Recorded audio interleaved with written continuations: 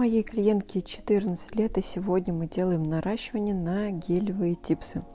Это видео я записывала перед Новым годом. Это был, так скажем, новогодний прилив клиентов, которые хотят сделать ногти. Очень много было среди них детей. И вот пару случаев мне удалось заснять. Я показываю, как я буду работать с такими ручками. В предыдущем видео про клиентку, которой 12, я словила много хейта, потому что я нарастила ей ногти, и я сама не считаю это правильным. Но там была такая ситуация, что я понимала, либо я это сделаю аккуратно и безопасно, либо они пойдут куда-то еще, и там уже все будет неточно. В общем, здесь записалась девушка, и, честно говоря, я не сразу поняла, что ей 14, потому что она уже полноценная, взрослая, сформировавшаяся красивая девушка. По ней не скажешь. Я думаю, что ей лет 17-18. Но в процессе разговора и наращивания выяснилось, что ей 14, и это не первые ее ногти. Что до состояния ногтевой пластины, хочу сказать, что она сформирована, все с ней хорошо, но кутикула тонкая, но, скорее всего, таковой и останется. Просто такой тип кожи.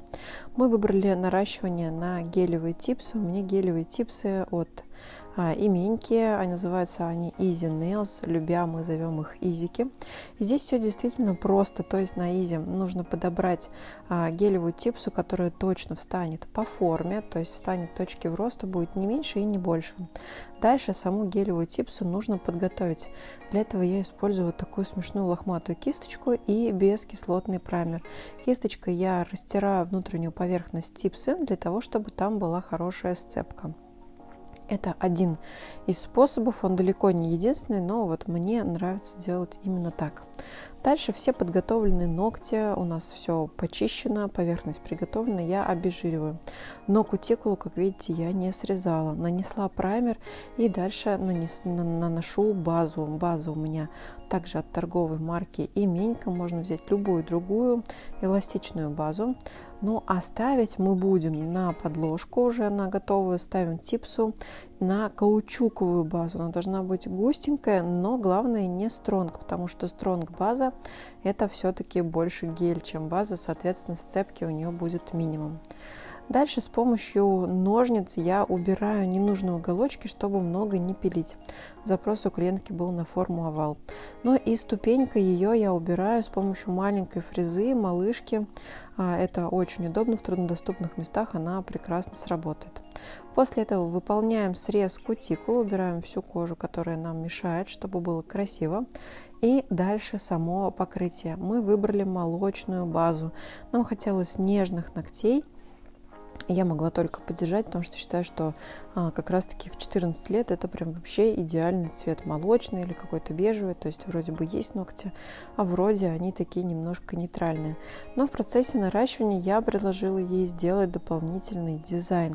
Мы взяли топ без липкого слоя, нанесли его очень-очень ровно и аккуратно, проверили, чтобы не было пузыриков и неровностей. И дальше я достала втирку. Вот конкретно эта втирка, у меня ее очень много, я купила ее много лет назад. Она мне так сильно понравилась, что я купила где-то 50 баночек, я помню. Поэтому я не знаю, продается она сейчас такая или нет, но называется она жемчужная, выглядит очень красиво. Втирается она на просушенный топ без липкого слоя, крепится с помощью праймера бескислотного, проходясь по торцу, и дальше все перекрывается топом. Я взяла топ с липким слоем, а можно перекрыть, например, тонким слоем базы и сверху топом без липкого слоя. В общем, на ваше усмотрение. Ну, а саму процедуру, конечно же, мы заканчиваем уходом, мы наносим маслице и любуемся результатом.